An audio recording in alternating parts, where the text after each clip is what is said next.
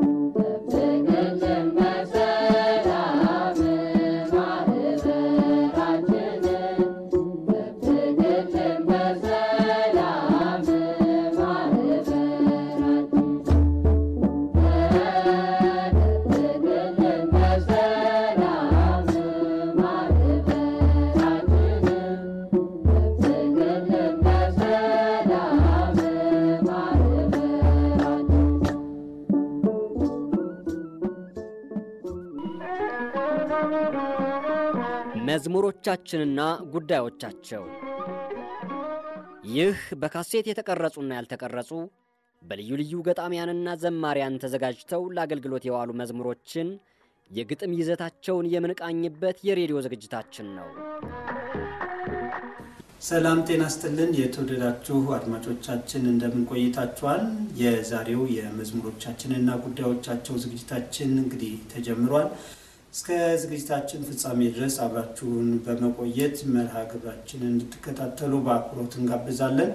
ባሳለፍነው ሳምንት የምስራች እንበል በሚለው የአማርኛ መዝሙር የግጥም ይዘት ትንተናን ከመጋቢ ሃይማኖት ዲያቆን ምትኩ አበራ ጋር በመሆን ወደ እናንተ ስናቀርብ እንደነበረ ይታወሳል።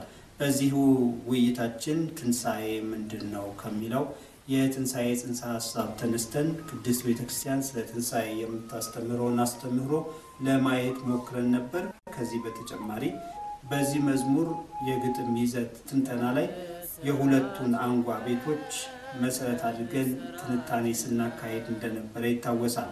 የምስራች እንበል እናመስግን ጌታን በመስቀል ላይ ውሎ ከኃጢአት ላነጻን ሞትን ድል አድርጎ ለሰጠን ትንሣኤ የሚለው የመዝሙሩ አዝማች ሲሆን የመዝሙሩ ቀዳሚ ዘማች የሆነውና በሁለት ቤት የተዘጋጀው ግጥም ታላቁ ጌታችን የዓለም መድኃኒት አደረ በመቃብር 3 ቀን 3 ሌሊት የሚሉት ስንኞች ባለፈው ሳምንት በነበረን ቆይታ ትንታኔ ያካሄድንባቸው ነበሩ።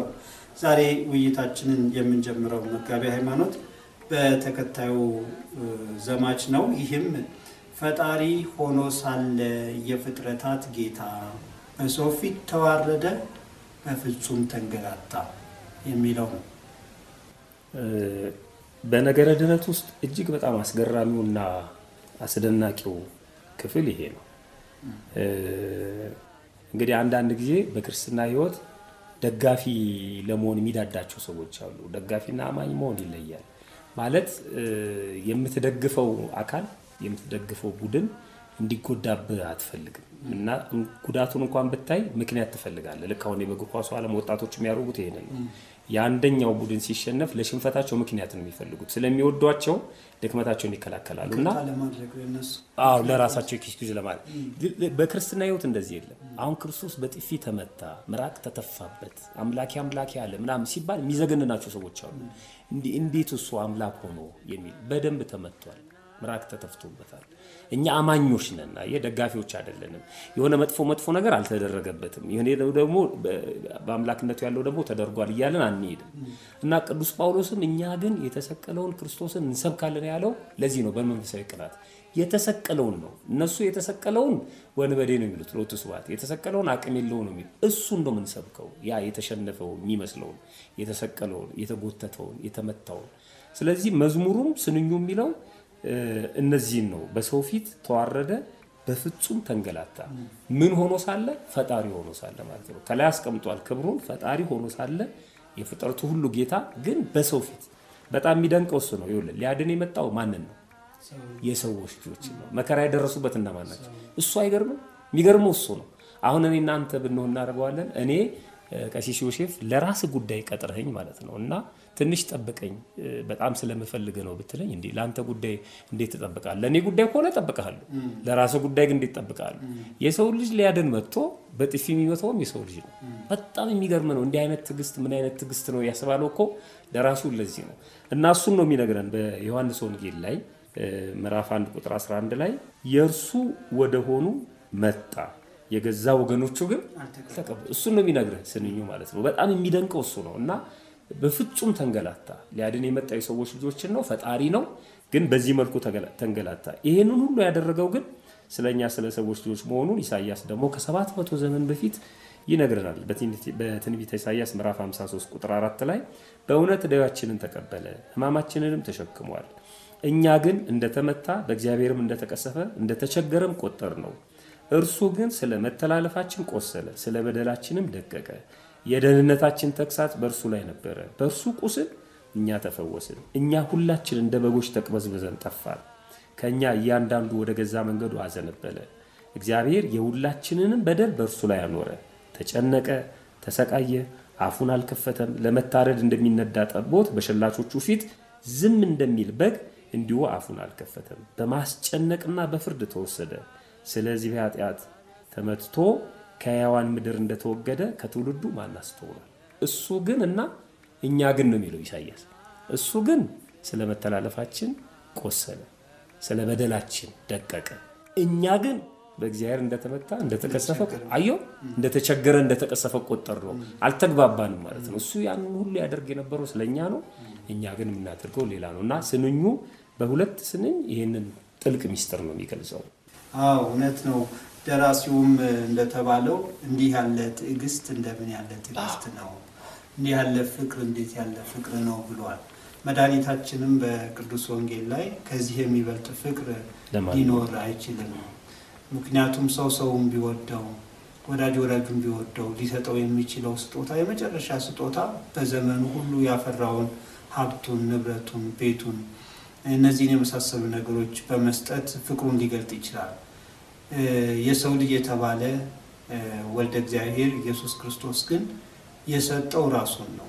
እሱ የእኛን ሞት ተቀብሎ የእርሱን ሕይወት ለእኛ ሰጠን እንዲል ቅዱስ ኤፍሬም ማለት ነው እና እንዴት ያለ ፍቅር ነው!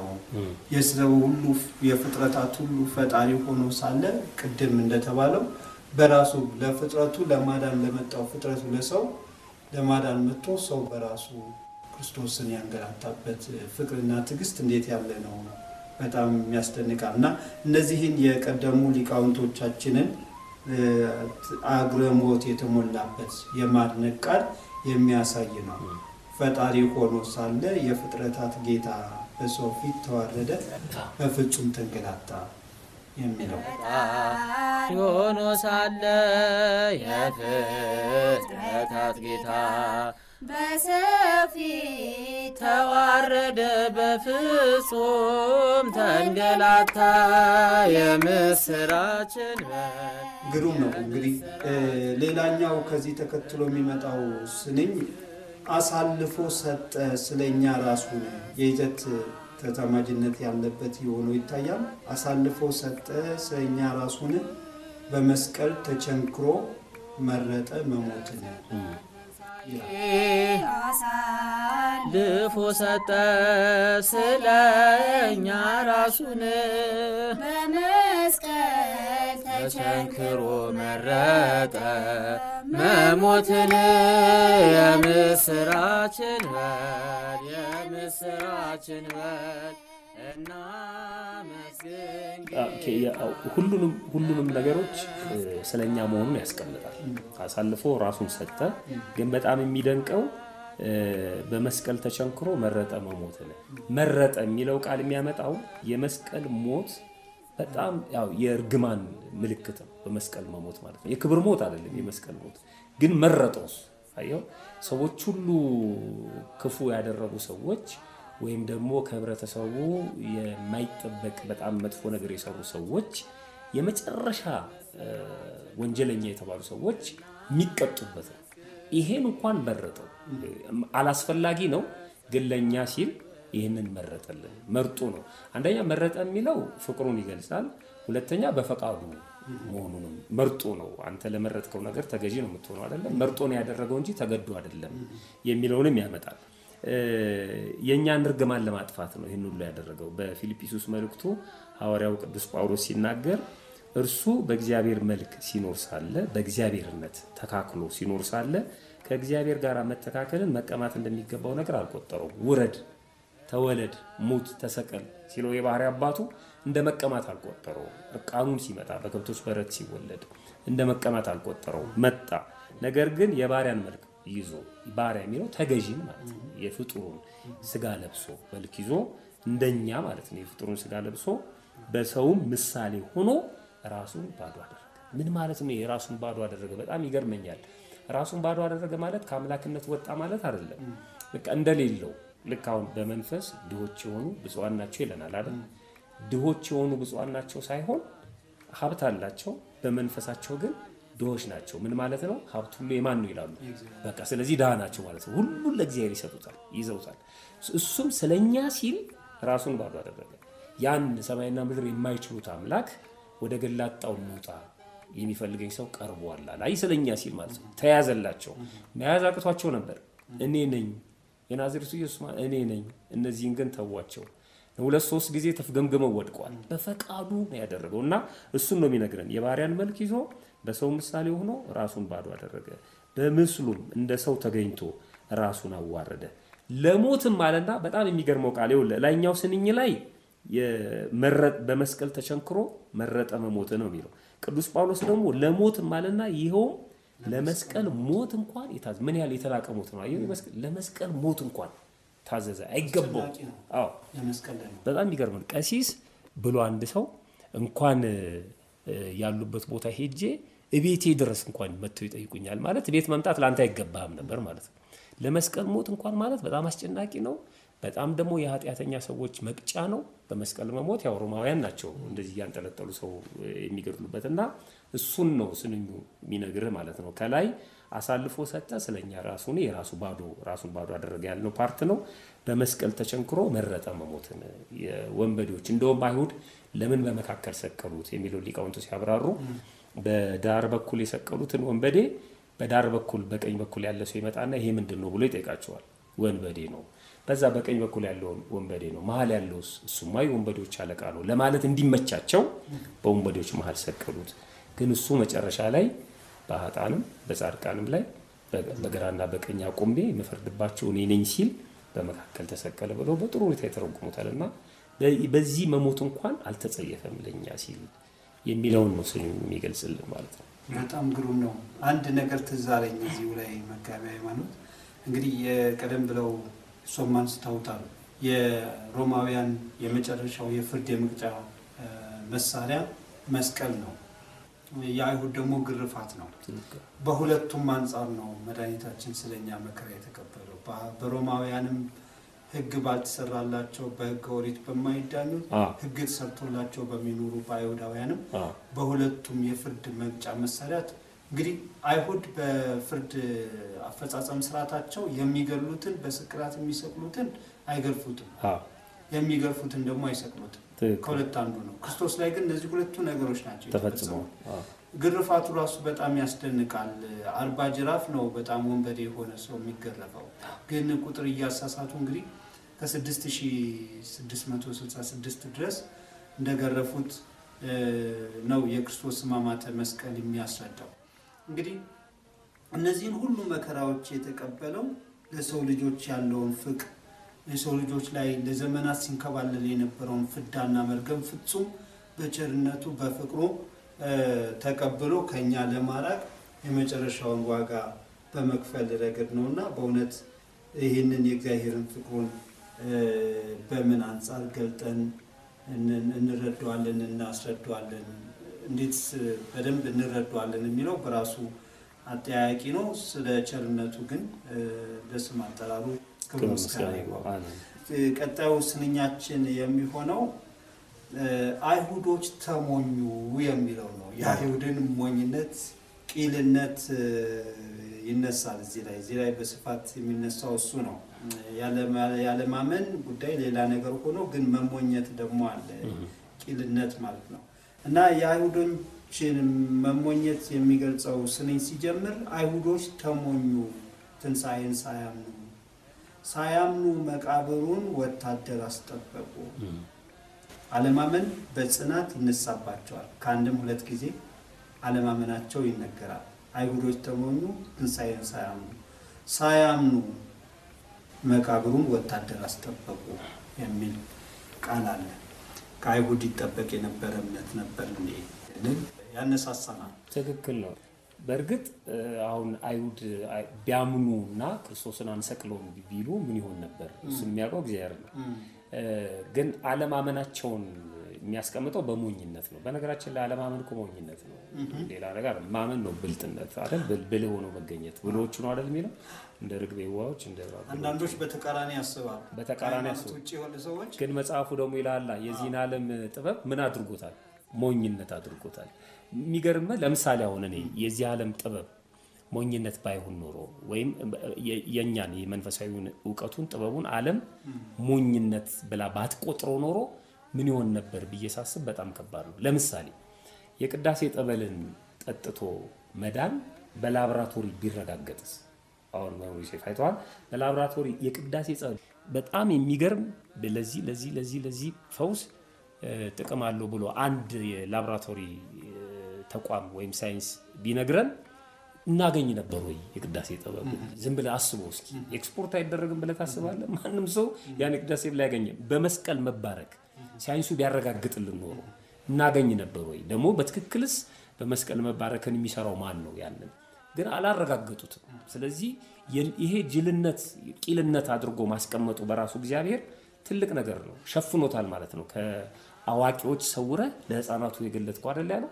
ስለዚህ በአንድም በኩል አለማመን ሞኝነት ነው። ዓለም በሞኝነት ውስጥ ነው ያለው። እኛን ነው በተከላብጦሽ የሚለው ግን ይታወቃል።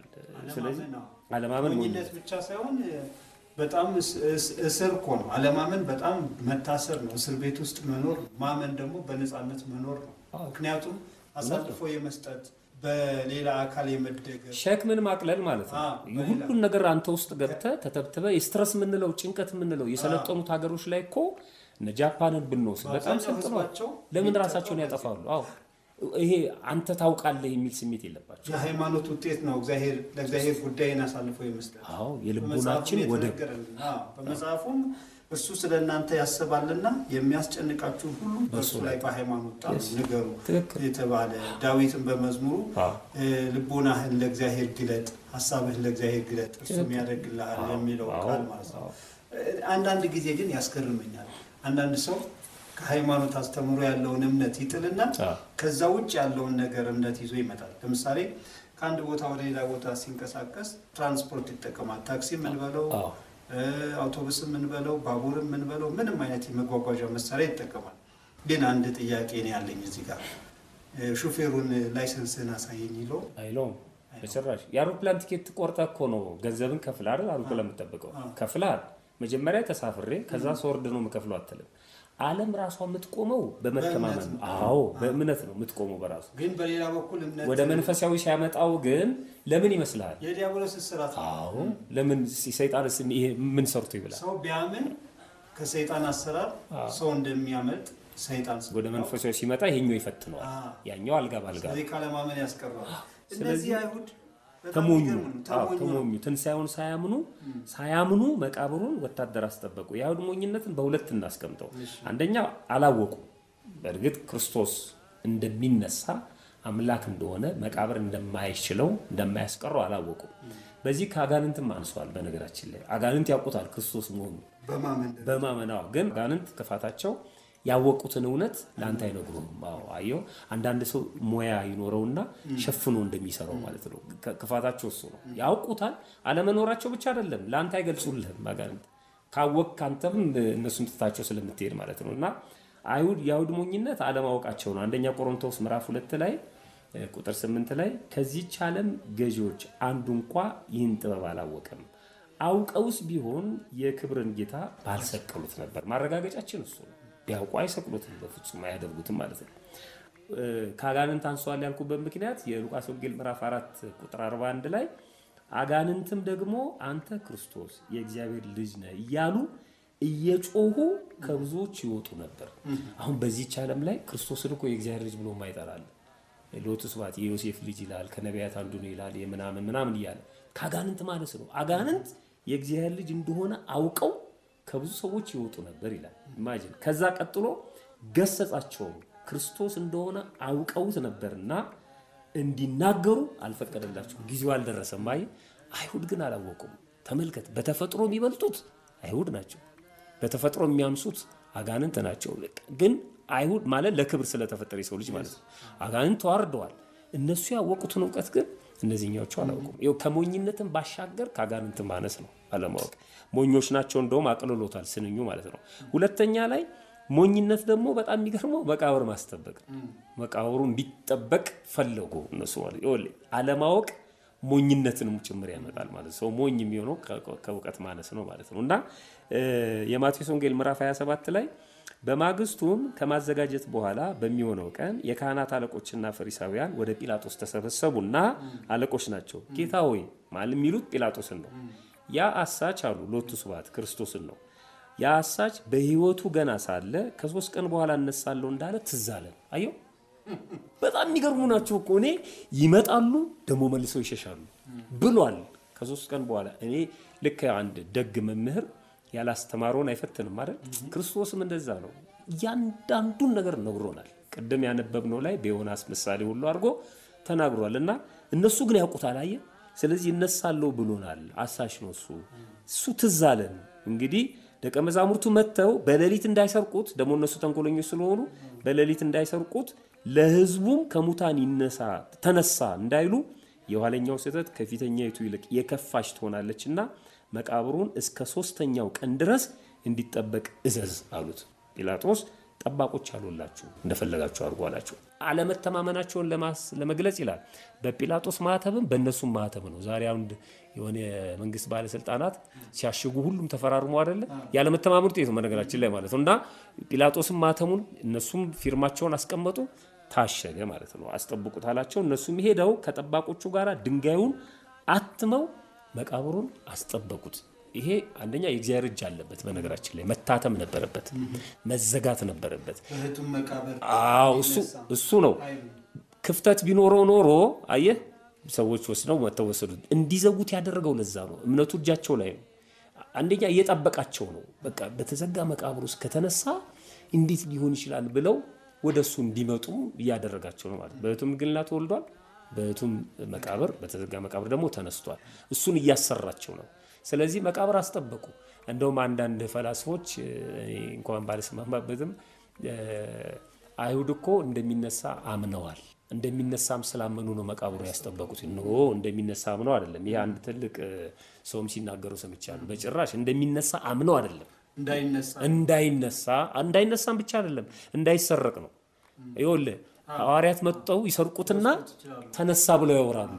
3 ቀን እስኪሞላ ድረስ ጠብቅ። ገና ጅሎች ናቸው እያደረጉ ያሉትና ወታደር ማስጠበቃቸው ትንሣኤውን አለማመናቸው። ስለዚህ ሳያምኑ መቃብሩን ወታደር አስጠበቁ። አለማመናቸው ወታደር እንዲጠብቁ ያስደረጋቸው ማለት ነው። እሱን ነው የሚገልጽልን። የሚገርም ነው። ሰው ሁሉ ለመስማት የፈጠነ ለመናገርም የዘገየ ይሁን፣ የሰው ቁጣ የእግዚአብሔርን ጽድቅ አያሰራውም ብሎ ሐዋርያው የተናገረው ቃል ትዝ ይላል። ሰው ምንም ቢቆጣ ምንም ቢያደግ እግዚአብሔር ሊያደርግ የሚችለውን ቸርነት የሰው ጉልበት አያስቀርም። ክርስቶስንም ትንሣኤ ወታደሮቹ ለመከላከል ቢሞክሩም አልቻሉም። ፍግም ብለው ነው የወደቁ። አምስተኛው ስንኝ ላይ ይመጣልበት ግሩም ነው። የተወደዳችሁ አድማጮቻችን የምስራች እንበል በተሰኘውና ከዛሬ 25 ዓመታት ቀደም ብሎ በመጋቤ ሃይማኖት ዲያቆን ምትኩና በታፈራው ጌታቸው ለውነህ በትሩ አማካይነት ከ25 ዓመታት በፊት በተዘጋጀው የአማርኛ መዝሙር የግጥም ይዘት ትንተና ላይ ለዛሬ ስናካሄድ የነበረው ውይይት የተከታተላችሁትን ይመስል ነበር። ከውይይታችን በጣም ጠቃሚ ትምህርት እያገኛችሁ እንደሆነ ተስፋ እናደርጋለን። መዝሙሮቻችን በዚህ አንጻር መዘጋጀት አለባቸው። ትምህርት ነጋሪ፣ ታሪክ አሳዋቂ፣ የቤተክርስቲያኒቱን ስርዓትና ይትባህሏን ጠንቃቂ ሆነው በስርዓት በጸሎት ጭምር እንድንገለገልባቸው ሆነው መዘጋጀት አለባቸው የሚባለው በዚህ የተነሳ ነው። እንግዲህ በተቀሩት የዚህ መዝሙር የግጥም ይዘት ትንተናና በሌሎች ጥያቄዎች ላይ መልሰን በተከታዩ ሳምንት ወደ እናንተ የምንቀርብ ይሆናል። ከቀሪ የድምጸ ተዋህዶ የሬዲዮ ዝግጅቶቻችን ጋር መልካም ቆይታ እንዲሆንላችሁ በመመኘት በዚሁ የምንሰናበተው የዚህ መዝሙር ግጥም አዘጋጅ መጋቤ ሃይማኖት ዲያቆን ምትኩ አበራና እኔም ቀሲስ ዮሴፍ ይኩኖ አምላክ በጋራ በመሆን ነው። እኛ ስንወጣ ይህንን መዝሙር የምንጋብዛችሁ ይሆናል። ሰላም እግዚአብሔር ከሁላችን ጋር ይሁን። በመስቀል ላይ ውሎ ከኃጢአት ላነጻን ሞትን ድል አድርጎ ለሰጠን ትንሣኤ ሰዎቹም ወደቁ፣ ሞትን ተሸነፈ፣ ሰይጣንም ተዋረደ፣ ስልጣኑ ተገፈፈ። የምስራችን በል የምስራችን በል እናመስግን ጌታ በመስቀል ላይ ውሎ ከኃጢአት ላነጻን ሞትን ድል አድርጎ ለሰጠን ትንሣኤ አይሁዶች ተሞኞ። መዝሙሮቻችንና ጉዳዮቻቸው ይህ በካሴት የተቀረጹና ያልተቀረጹ በልዩ ልዩ ገጣሚያንና ዘማሪያን ተዘጋጅተው ለአገልግሎት የዋሉ መዝሙሮችን የግጥም ይዘታቸውን የምንቃኝበት የሬዲዮ ዝግጅታችን ነው።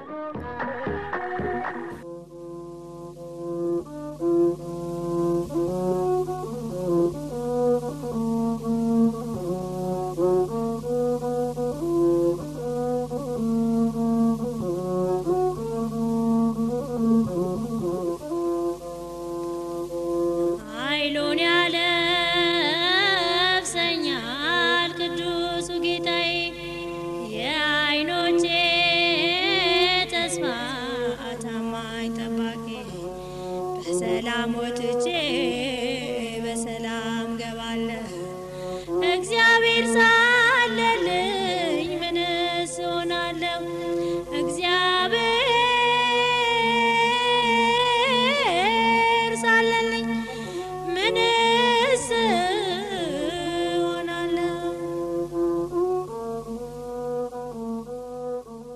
አድማጮቻችን ከዝግጅታችን ተመልሰን መተናል። መዝሙሮቻችንና ጉዳዮቻቸው የተሰኘውን ውይይት ላደረጉልን ለቀሲስ ዮሴፍ ይኩኖ አምላክና ለመጋቢ ሃይማኖት መምህር ምትኩ አበራ ቃለ ሕይወትን ያሰማልን። ከዚህ በመቀጠል እየሰማነው ያለውና በእህታችን ባዳነች አስፋው የተዘመረው ኃይሉን ያለብሰኛል ቅዱሱ ጌታዬ የዓይኖቼ ተስፋ ታማኝ ጠባቂ በሰላም ወጥቼ በሰላም ገባለሁ እግዚአብሔር ሳለልኝ ምን ሆናለሁ የተሰኘውን ዝማሬ ሰምተን ተመልሰን የምንገናኝ ነው የሚሆነው። መልካም ቆይታ።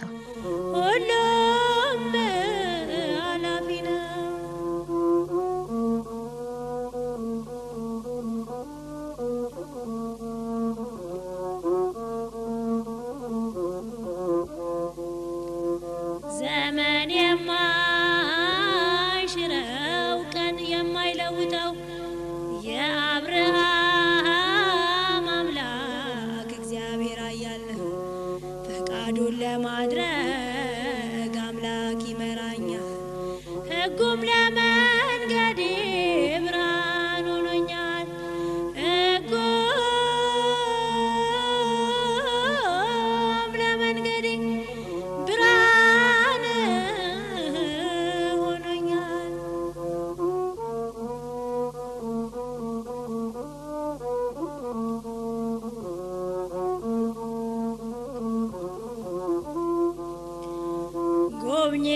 ጎብኝቶኛል አምላክ ድንቅ አድርጎልኛል። በመስቀል ስቃዩ በደሙ ገዝቶኛል። በእርሱ ደስ ይበለን እንቅረብ ከቤቱ። አያልቅም ብዙ ነው የአምላክ በረከቱ። አያልቅም ብዙ ነው የአምላክ በረከቱ።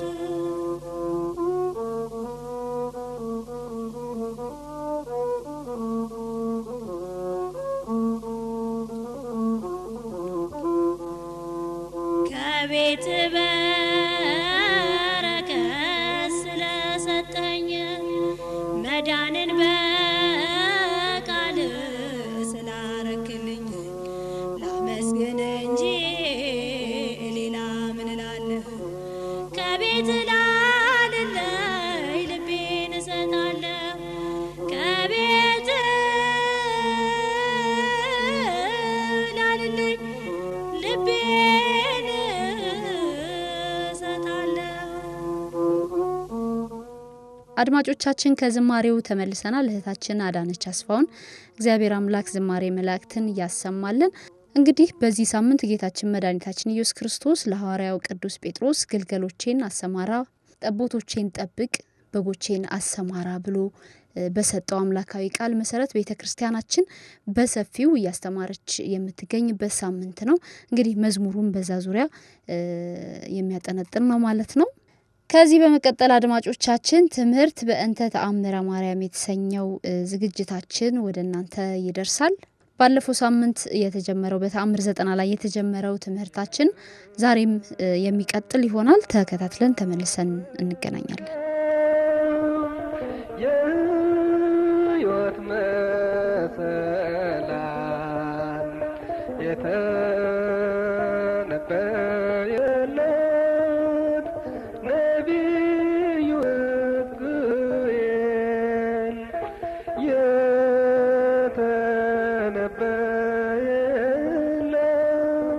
የተነበየለት ነቢዩ ሕዝቅኤል ከእናቱም ከችግሯና ከድህነቷ ብዛት የተነሳ የመበለት ልጅ ከክፎች ወንበዶች ጋር አንድ ሆነና ስለ ክፉ ስራው ሰቅለውት 3 ሌሊት 3 መዓልት ተሰቅሎ ሰነበተ። የሚያወርደዋቱ የወንበዴ ጓደኛ መሆን ውጤቱ መሰቀል ነው። ሰማዕት አይደለም እሱ በወንጀሉን የተሰቀለ። ከባድ አይሆንም ይህ ነገር? ይቺ ሴት እንግዲህ አንድ ልጇ ነው እንግዲህ ተሰቀለባት፣ አላየች።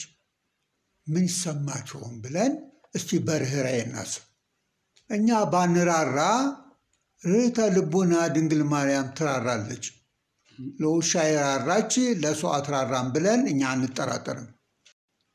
በመጽሐፈ ምሳሌ ላይ ጻድቅ ሰው ለእንስሳው ነፍስ ይራራል ይላል። ታዲያ ጻድቅ ለእንስሳ ነፍስ የሚራራ ከሆነ ድንግል ማርያም ደግሞ መቼም የእግዚአብሔር እንስሶች ነን፣ በጎቼ ብሎናል። ቸሩ ጠባቂያችን እሱ ነው። ለእሱ እንስሶች አትራራም እንበል? አንልም። እናቱ ግን የልጇን መሰቀል አላወቀችም ነበርና በቤተ ክርስቲያን ቁማ በፍጹም ልቦናዋ ስለሱ ስትለምን ከ3 ቀን ተጀምሮ እንደሰቀሉት የልጇን ነገር ነገሯት። መርዶ መጣ። እስቲ እሷ ቦታ ሆነ እንመልከት። እንዲህ አይነት ነገር ቢመጣብን ምንድን ነው የሚሰማን? የዚችን ሴት ደግሞ ሕይወቷንም መመልከት አለብን። ምንድን ነው ያደረገችው? ሃይማኖቷን አልካደችም፣ አልተሳደበችም፣ ተስፋም አልቆረጠችም። ተስፋ አለመቁረጥ በሃይማኖት መጽናት ውጤት ያመጣል። የሰራፕታዋ መበለት በመጽሐፈ ነገሥት ቀዳማዊ ምዕራፍ 17 ላይ የተጠቀሰችው ልጇ ሞተባት። የእግዚአብሔር ሰው ኃጢአቴን መርምረህ ልጄን ልትገልብኝ ነው እንዲህ የመጣኸው? ከአንተ ጋር ምን አለኝ አለች። እኔ ከአንተ ጋር ምን ጠብ አለኝ? እኔ አገልጋይ አይደለሁም ወይ አለች። ከአንተ ጋር ምን አለኝ ማለት ነቀፋ አይደለም። እኔ ከአንተ ጋር ምን ጠብ ክርክር አለኝ? ምን ያስቀየምኩ ነገር አለኝ ማለት ነው። ኤልያስ ነብዩ አንቺ ብሎ ያን አስከሬኑን ተሸክሞ ማደሪያው ላይ ቆጣለች ደርብ፣ እዛ ላይ አስተኝቶ እላው ላይ እየወደቀ እየተነሳ አረ የቀላቤን ልጅ አንድ ልጅ ነው ያላት ደግሞ እሷ ነፍሱን መልስ እያለ ይጮህ ጀመር። የኤልያስን ጸሎት ሰምቶ ልጅየው ብንናላ ዳነ። በኋላ እኮ ዮናስ የተባለው እሱ ነው። በስንክሳር ተጽፏል። የኤልያስ ጸሎት የሚሰራ ከሆነ የድንግል ማርያም ምልጃ አይሰራም ስንል ለመሆኑ ትክክለኛ ነው? ሀሳባችን ሚዛናዊ ነው? ራሳችንን መርምርና አጓጉል ተቃውሞውን ብንተው ጥሩ ነው። ኤልያስን የተቃወሙ አክዓብና ኤልዛቤል አልተጠቀሙም። ደማቸውን ውሻ ነው ይላሉ። የአምላክን እናት ተቃውሞ ሕይወት ማግኘት የለም አሉ። የሚቃወሙ አሉ፣ ሰማችኋለን። ለቤተ ክርስቲያን የሰሩትን የእመቤታችን አሁን ታምር የሰበሰቡትን ዘርዓ ያዕቆብን እንዴት አድርገው እንደሚያብጠለጥሏቸው እንሰማለን። አቡነ ተክለ ሃይማኖት እንዴት እንደሚሳደቡ እንሰማለን። የውሸት ታሪክ እየለጠፍክ ስታወራ ብትውል ከቅድስናቸው ለመውረድ አይችሉም። ድሮንስ ክርስቶስን በቤልዜቡል የሚል ሩቅ ብእሲ የሚል ወልደ ዮሴፍ የሚል ነው እንደ ቅዱሳን የማይሳደብ? ባለቤቱን ቤልዜቡል ካሉት ቤተሰቦቹንማ እንዴት አብዝተው አይሏቸው ብሎ እኮ ተናገረ ክርስቶስ አላለም? ለእያንዳንዱ እንግዲህ ጥቅስ አልሰጥም፣ ወንጌል እናንብብ። በጥቅስ እኮ አለቅ አንዱን ፍሬ ነገር እንትን ሳንል አንድ ባህታዊ ነበር። ምን ይሉ ነበር? ጥቅስን በዳቦ መስለው ነው። 10 ዳቦ ከመላስ ማለት የጥቅስ ዳቦ ከመላስ ማለት ከማንበብ አንዱን ጉርስ አንዱን ዳቦ ስትበላ ከረሃብ ያድንሃል። እና አባቶቻችን ገል የሰሩት አንዳንድ ጥቅስ ይዘው ነው ያንን ስራ ላይ በመዋል በማጣጣም ነው የተጠቀሙት እንጂ 10 ጊዜ መጽሐፍ ቅዱስ ስናነብ ብንውል ሰይጣንም ዳዊት ደጋሚ አይደለም እንጂ ከመዝሙር 90 በጾም ጊዜ ጠቅሶ መላእክትን ስላንተ ያዛቸዋል፣ በእግር እንዳትሰናከል ከዚህ ከቤተ መቅደስ ውረድ ብሎ ለፈተና መምጣቱን እናውቃለን። ያ ጥቅስ ምን እንደሆነ አውቀን በነፍሳችን የነፍሳችን ምግብ ማድረጉ ነው የሚሻለን። ቅዱሳት መጻሕፍትን ማወቅ በጣም ጥሩ ነው። ሴጣንም ለማባረር ክርስቶስ አርያ ሲሆነን ተጽፏል፣ እንዲህ ተብሏል እያለ ነው። የእግዚአብሔር ቃል ሰይፍ ስለሆነ ለእኛ አርያ ለመሆን ይህ ቢነሳ ችግር የለውም። ሴጣንን ድል አድርጎታል። እኛም በእግዚአብሔር ቃል ነው ድል ማድረግ ያለብን እንጂ በሌላ አይደለም። አሁን ለማነጻጸር አንጻር ነው የመጣው። ይሄ አንጻር የሚባል ትርጓሜ አለ። እናቱም ልጇ እንደተሰቀለ በሰማይ ጊዜ በልቡኗ ትጋት ወደምታድንና ይቅር ወደምትል እመቤታችን እያለቀሰች ለመነች። ልመኗን ቀጠለች እንጂ በእምነት ተስፋ አልቆረጠችም። እኛ ብንሆን ምንድን ነው የምንለው? አይ ከዛሬ ጀምሮ ማተሜን እበጥሳለሁ፣ እኔ ድንግል ማርያም ጽዋም አልጠጣም፣ ስሏን ፊት ቆሜ አልለምንም፣ ቤተክርስቲያን ድርሽ አልልም ነው ምንለው። ማኑ ታዲያ የሚጎዳ? አንዳንዶቹ እምነቴን ለውጣሉ የሚሉ አሉ። ድሮውንም እምነት የላቸውም እንደነዚህ አይነቱ ሰዎች። ለጥቅም ነው እንዲህ ያመናችሁት፣ ለስጋዊ ጥቅም። ኢዮብ 10 ልጆች ሲሞቱበት መቼ ካደ? መጽሐፍ ኢዮብ እንመልከታ። ኢዮብ እንደታገሰ ሰምታችኋል። እግዚአብሔር እንደፈጸመለት አይታችኋል። እግዚአብሔር እጅግ የሚራራ መሐሪ ነው ተብሎ ቅዱስ ያዕቆብ እንኳን በመልእክቱ ለእግዚእነ የተባለው ምዕራፍ 5 ላይ ጠቅሷል። ያውም የደረሱ 10 ልጆች፣ 7 ወንዶች ልጆች፣ 3 ሴቶች ልጆች። ይሄ ምንድን ነው? አንዳንድ ችግር የደረሰብን ሰዎች ወደ ማማረ እንዳንገባ የጀመርነውን እምነት እንድንቀጥል ነው። ይሄ ተአምሩም ራሱ የሚነገረው። እመቤታችንማ ተአምር ማድረጓ የታወቀ ነው። የሆነ የኤልያስ ተአምራት አድርጓል አይደል? ያው ተመልከቱ የዚችን ሴትዮ እምነት። እናቱም የማያ የተሰቀለው ልጅ እናት ልጇ እንደተሰቀለ በሰማይ ጊዜ በልቦኗ ትጋት ወደምታድንና ይቅር ወደምትል እመቤታችን እያለቀሰች ለመነች። የሚምሩ ብፁዓን ናቸው ይማራሉና ተብሏል። መማር ይቅር ማለት እኮ ይገባል። እናንተ ይቅር ስትሉ ይቅር እላችኋለሁ ተብሏል። እና እመቤታችን ርኅራኄ ስላላት ልጇንም በይቅርታ ስለምትመስለው ለእኛ እንኳን በገላትያ ምዕራፍ 5 ቅዱስ ጳውሎስ ቁጥር 22 ላይ አንዱ የመንፈስ ፍሬ ምሕረት አይደለን? ርኅራኄ አይደለም? ታዲያ እመቤታችን ናት እንደዚህ ላዘነች ሴት ማትራራ። ልጇ ራርቶ አይደለ እንዲ ያንን የዛም መበለት ለእናቱ ራርቶ አይደለም ልጇን ያነሳላት? እመቤታችን ዝም ነው የምትለው ስታለቅስ? አትልም። ቀጠለች እች ሴት ጸሎቷን። እመቤቴ ሆይ በሰማይና በምድርም አደራ ያስጠበቅሁሽንና የሰጠውሽን ልጄን ከተሰቀለበት አውርጅው እያለች ለመነች። የት አይነት እምነት ያላት ሴት ናት! እዛ በሉቃስ ወንጌል ምዕራፍ 18 ቅድም የጠቀስኩት እንደው የሰው ልጅ ማለት ነው ወልደ እጓለ እመሕያው የክርስቶስ በሚመጣበት በዕለተ ምጽአት እምነት ያለው ሰው አገኘሁ ብሎ እምነት በጣም የሚጎል መሆኑን ተናግሯል። አምናለሁ ሃይማኖታዊ ነኝ የሚል ሞልቷል። ግን እውነት እንደሚናገረው ነው እምነት ያለው ሰው ያገኝ ይሆን? አሁን እቺ ሴት ትልቅ እምነት የላትም? ትልቅ እምነት ነው ያላት። ያቺ ከነናዊት እንኳን የልጆችን ምግብ ለውሾች አይሰጡም ሲላት ጌታ ውሾችም እኮ ጌታ ሆይ ከጌቶቻቸው ልጆች የተረፈውን ፍርፋሪ ይበላሉ ብላ በትህትና እና በእምነት ነው የጠየቀችው። ተስፋ አልቆረጠችው። አመሰገናት ክርስቶስ።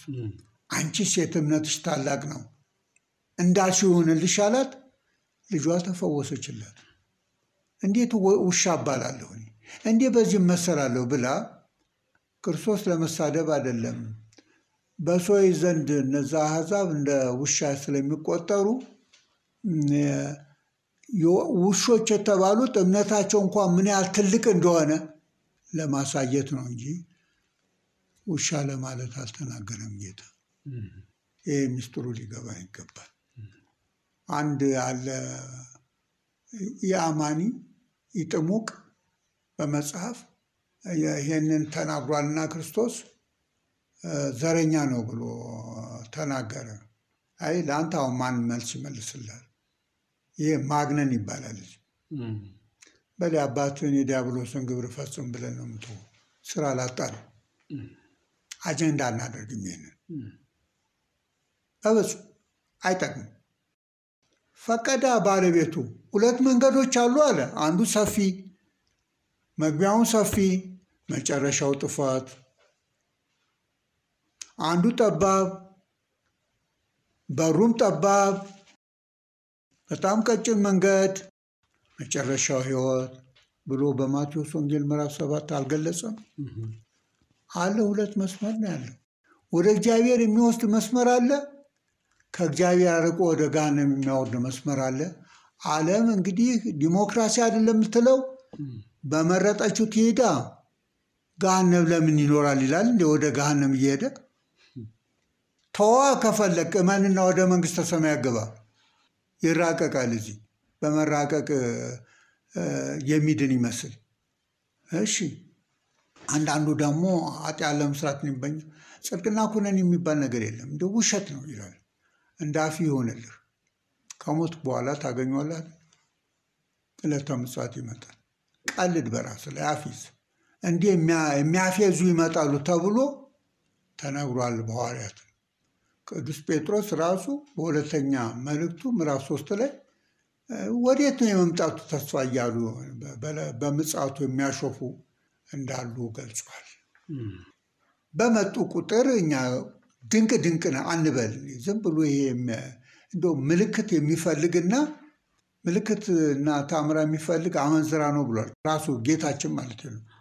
ይሄ ማየው እኔ አሁን ሰው ምልክት ፈላጊ በዝቷል፣ እምነት የለም ማለት ነው። እንግዲህ እንዴት ብለን ተርጉመው? ዮሐንስ ወንጌል ምዕራፍ 20 ላይ ብፁዓን የሚባሉት እኮ ሳያዩ ያመኑብኝ ናቸው አለ። አይተህ ስላመንክ እኮ ብሎ አላመሰገነውም። አሁን ያመንከው እኮ ዳሳ አይተህ ነው ያለው ሐዋርያውን እንኳን ቅዱስ ቶማስ። ሳያዩ ያመኑብኝ ብፁዓን ናቸው። ሳያዩ ማመን በእውነት ወንጌልን ሰምቶ ሳያዩ ማመን፣ ታምር ሰምቶ ታምረ ማርያም ሳያዩ ማመን፣ ይሄ ድንቅ ነው በእውነቱ። እንደዚህ አይነቱን እምነት ይስጠን እያለች ለመነች። አንቺ ጥንቱንም ወደሽው ቢሆን ከመሰቀል ባዳንሽው ነበር። የሴትዮዋ አስተያየት ነው እንግዲህ። በምትሽው ስራ ሁሉ ላይ ስልጣን አለሽ። ከአንቺ ሰው የሆነ ከጠላታችን ከሰይጣን እጅ አዳነን። የአካላዊ ቃል እናቱ ነሽና አለች። እምነቷ ደግሞ ወላዲተ ቃል ወላዲተ ቃል አለች እኮ። ጳጳስ ነኝ ከሚለው ከንስጥሮስ ተሽላለች። እሱ ወላዲተ ሰብ ይላል፣ ሌሎችም የሰው እናት ብቻ ይሏታል። እቺ ደግሞ የአካላዊ ቃል ማለት ነው። የአብ የመንፈስ ቅዱስ ቃላቸው የሚሆን መለኮታዊ ቃል ሎጎስ ኢየሱስ ክርስቶስ ነው። የእሱ እናት ነሽ አለች። የብርሃን መውጫ የሕይወት መሰላል የተነበየለት ነቢዩ ሕዝቅኤል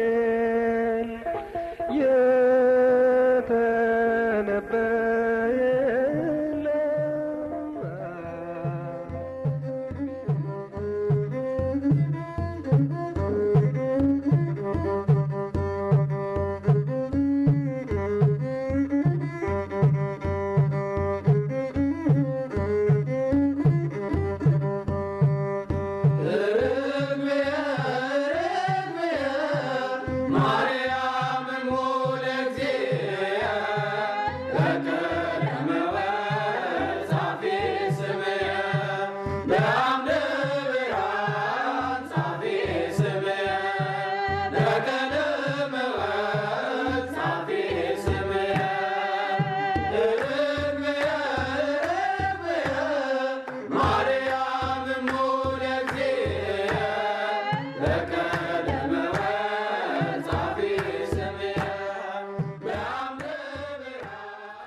አድማጮቻችን ከዝግጅታችን ተመልሰናል። ለመላከ ሰላም ታዬ አብርሃም እግዚአብሔር አምላክ ቃለ ሕይወትን ያሰማልን።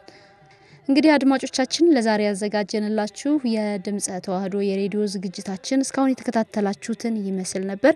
ቀሪ ዝግጅቶቻችን ወደ እናንተ መድረሳቸውን ይቀጥላሉ። ሳምንት በሌላ ፕሮግራም እንገናኛለን። መልካም ሳምንት።